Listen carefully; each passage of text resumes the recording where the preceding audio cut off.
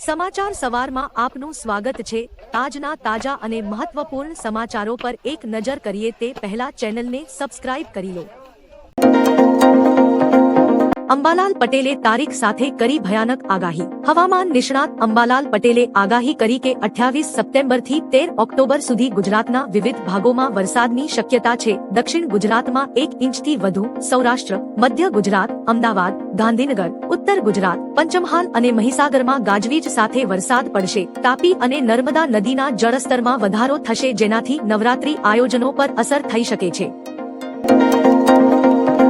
GST અમલમાં આવતા આ વસ્તુઓ વધુ મોંઘી થઈ ગઈ। નવો જીએસટી દેશભરમાં લાગુ કરવામાં આવ્યો છે, જેના કારણે ઘણી આવશ્યક ચીજવસ્તુઓ સસ્તી થઈ ગઈ છે। જો કે કેટલીક વસ્તુઓ પણ વધુ મોંઘી થઈ ગઈ છે। બધા સોફ્ટ ડ્રિંક્સ, કાચો તમાકુ, તમાકુના અવશેષો, સિગારેટ, બધા નિકોટિન ઉત્પાદનો, કોલસો, બ્રિકેટ્સ, કોલસા આધારિત ઘન ઇંધણ, મોટરસાયકલ 350 સીસી થી ઉપર, એસયુવી અને લક્ઝરી કાર, રિવોલ્વર અને પિસ્તોલ, ખાનગી જેટ, બિઝનેસ એરક્રાફ્ટ, હેલિકોપ્ટર અને યાટ્સ મોંઘા થયા છે।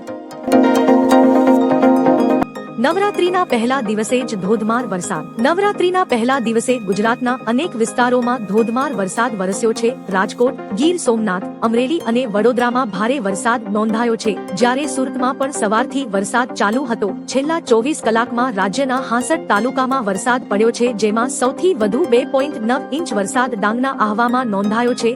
રાજકોટના ધોરાજીમાં પ્રથમ નોરતે વરસાદે ગરબા ગ્રાઉન્ડમાં પાણી ભરાયું। ભરૂચમાં ધોધમાર વરસાદ, ભાવનગર અને રાજુલામાં 2 ઇંચ જેટલો ધોધમાર વરસાદ પડ્યો છે। દ્વારકા જિલ્લાના કલ્યાણપુર તાલુકાના ભાટિયા અને આસપાસના વિસ્તારોમાં વહેલી સવારથી વાતાવરણમાં પરિવર્તન જોવા મળ્યું હતું।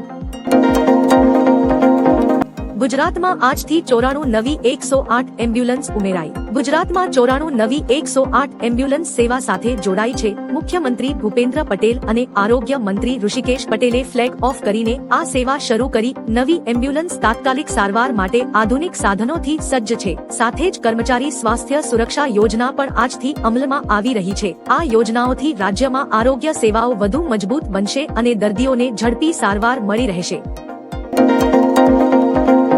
નવા જીએસટી થી દવાના ભાવમાં મોટી રાહત। નવા જીએસટી દર ગઈકાલથી અમલમાં આવ્યા છે, જેના કારણે ઘણી વસ્તુઓ સસ્તી થઈ ગઈ છે। નવા જીએસટી દરો દવાના ભાવમાં પણ નોંધપાત્ર રાહત આપે છે। કેન્સર વિરોધી દવાઓને જીએસટીમાંથી મુક્તિ આપવામાં આવશે। વધુમાં જેનેરિક દવાઓ અને વિટામિન્સ પર 5% જીએસટી લાગુ કરવામાં આવ્યો છે। આનાથી સામાન્ય લોકોને રાહત મળશે। વરસાદના વિઘ્ન સાથે ભારે વરસાદની આગાહી। ગુજરાતમાં નવરાત્રીની શરૂઆત પહેલા જ વરસાદનું વિઘ્ન આવી શકે છે। Upper air cyclonic circulation system સક્રિય થવાથી રાજ્યના અનેક વિસ્તારોમાં હળવાથી મધ્યમ વરસાદની આગાહી કરવામાં આવી છે। અમદાવાદ સહિત રાજકોટ, સુરત, વડોદરા અને અન્ય જિલ્લાઓમાં ગાજવીજ સાથે વરસાદની શક્યતા છે। અમદાવાદમાં વહેલી સવારથી જ વરસાદ શરૂ થઈ ગયો છે। નવરાત્રીની ઉજવણી પર અસર થવાની સંભાવના છે। હવે ફક્ત 5% અને 18% જીએસટી। દેશના વડાપ્રધાન નરેન્દ્ર મોદીએ જનતાને સંબોધતા કહ્યું કે હવે ફક્ત 5% અને 18% જીએસટી લાગુ થશે। રોજિંદા ઉપયોગની વસ્તુઓ અને ખાદ્ય પદાર્થો સસ્તા થશે। તે કાં તો કરમુક્ત હશે અથવા 5% કર આકર્ષિત કરશે। 9% વસ્તુઓ જે પહેલા 12%ના દરે કર લાગતી હતી તેના પર હવે 5% કર લાગશે। આનાથી રોજિંદા વપરાશની વસ્તુઓ વધુ સસ્તી બનશે। ઘણી વસ્તુઓ અને સેવાઓ કાં તો કરમુક્ત થશે અથવા નોંધપાત્ર રીતે સસ્તી થશે।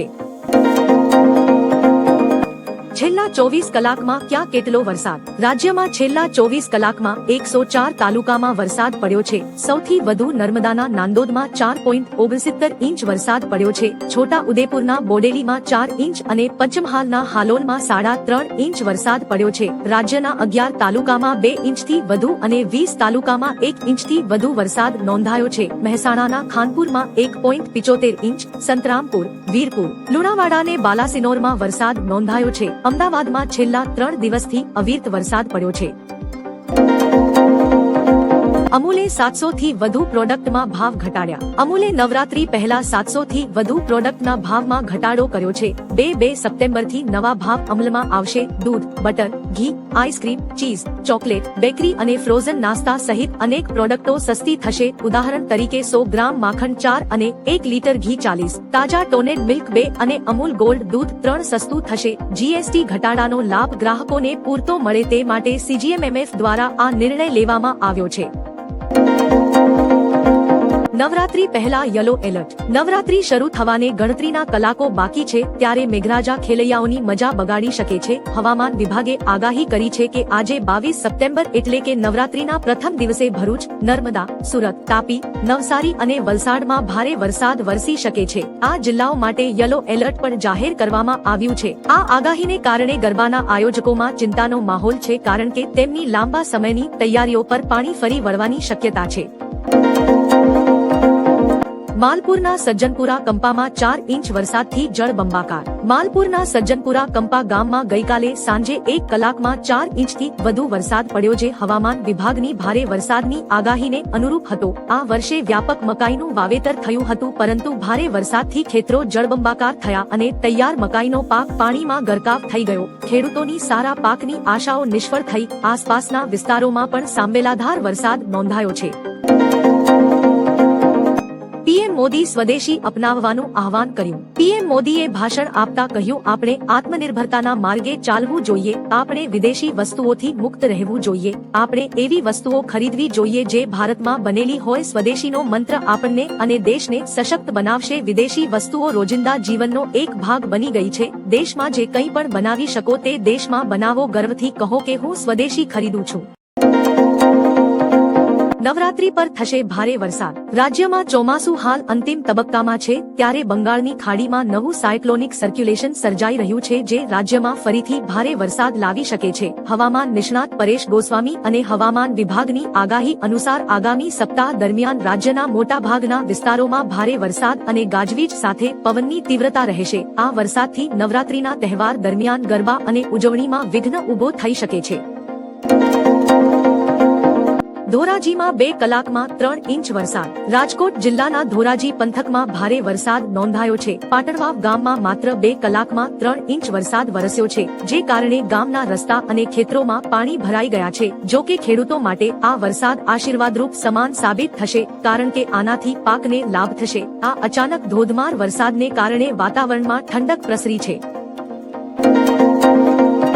અમૂલે તેની પ્રોડક્ટ્સના ભાવમાં ઘટાડો કર્યો. અમૂલ દ્વારા 700 થી વધુ ઉત્પાદનોના ભાવ ઘટાડવાની જાહેરાત કરાઈ છે. ઘી, માખણ, ચીઝ અને આઈસ્ક્રીમ સહિતના પેકિંગ પર ભાવમાં ઘટાડો કરવામાં આવ્યો છે.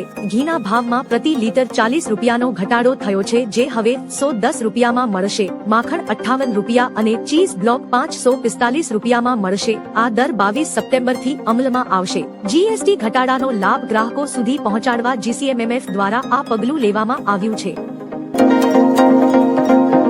પીએમ મોદી દ્વારા 34,200 કરોડના વિકાસ પ્રોજેક્ટનું લોકાર્પણ. વડાપ્રધાન નરેન્દ્ર મોદીએ ભાવનગરમાં સમુદ્ર સે સમૃદ્ધિ કાર્યક્રમ હેઠળ 34,200 કરોડથી વધુના વિકાસ પ્રોજેક્ટ્સનું ઉદ્ઘાટન અને શિલાન્યાસ કર્યો. આ પ્રોજેક્ટ્સમાં બંદરોનો વિકાસ, LNG infrastructure, renewable energy, healthcare અને હાઈવે જેવી બાબતોનો સમાવેશ થાય છે. આ પહેલનો મુખ્ય ઉદ્દેશ ગુજરાતના દરિયાકાંઠાના વિસ્તારોને વિકસાવવા અને દેશના આર્થિક વિકાસને વેગ આપવાનો છે.